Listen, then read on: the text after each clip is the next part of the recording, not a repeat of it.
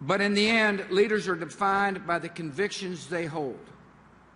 And my deepest conviction, the guiding principle of the administration, is that the United States of America must strive to expand the reach of freedom.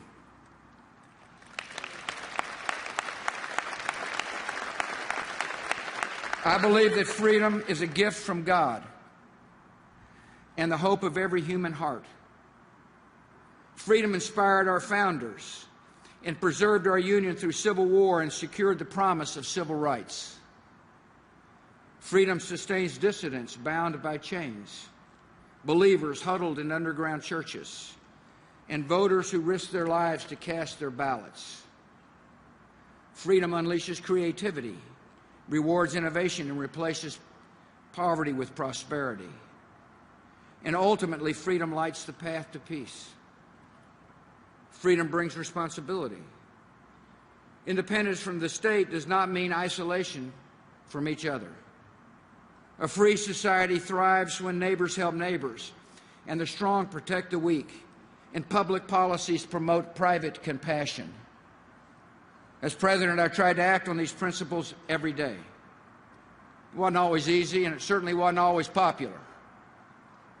One of the benefits of freedom is that people can disagree. It's fair to say I created plenty of opportunities to exercise that right. But when future generations come to this library and study this administration, they're going to find out that we stayed true to our convictions. Ultimately, the success of a nation depends on the character of its citizens. As president, I had the privilege to see that character up close. I saw it in the first responders who charged up the stairs into the flames to save people's lives from burning towers. I saw it in the Virginia Tech professor who barricaded his classroom door with his body until his students escaped to safety. I saw it in the people of New Orleans who made homemade boats to rescue their neighbors from the floods. I saw it in the service members who laid down their lives to keep our country safe and to make other nations free. Franklin Roosevelt once described the dedication of a library as an act of faith. I dedicate this library with an unshakable faith in the future of our country. It's the honor of a lifetime to lead a country as brave and as noble as the United States. Whatever challenges come before us, I will always believe our nation's best days lie ahead. God bless.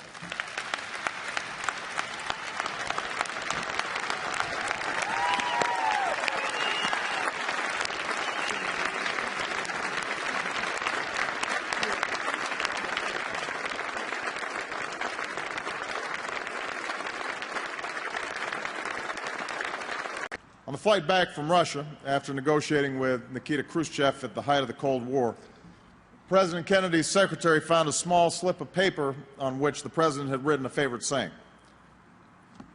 "I know there is a God, and I see a storm coming. If he has a place for me, I believe I am ready." No one can be completely ready for this office. But America needs leaders who are willing to face the storm head on, even as they pray for God's strength and wisdom so that they can do what they believe is right. And that's what the leaders with whom I share this stage have all done. That's what President George W. Bush chose to do. That's why I'm honored to be part of today's celebration. Mr. President, for your service, for your courage, for your sense of humor, and most of all, for your love of country, thank you very much. From all the citizens of the United States of America, God bless you, and God bless these United States.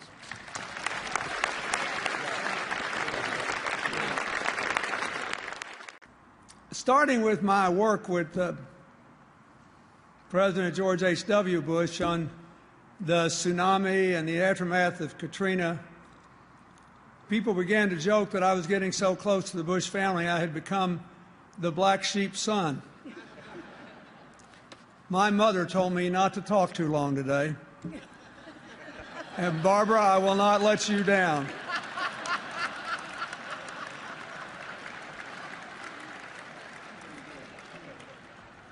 There is one other connection I have that I think is largely unknown, which is that a couple of times a year in his second term, George Bush would call me just to talk politics.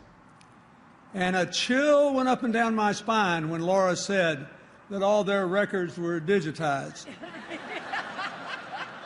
Dear God, I hope there's no record of those conversations in this vast and beautiful building.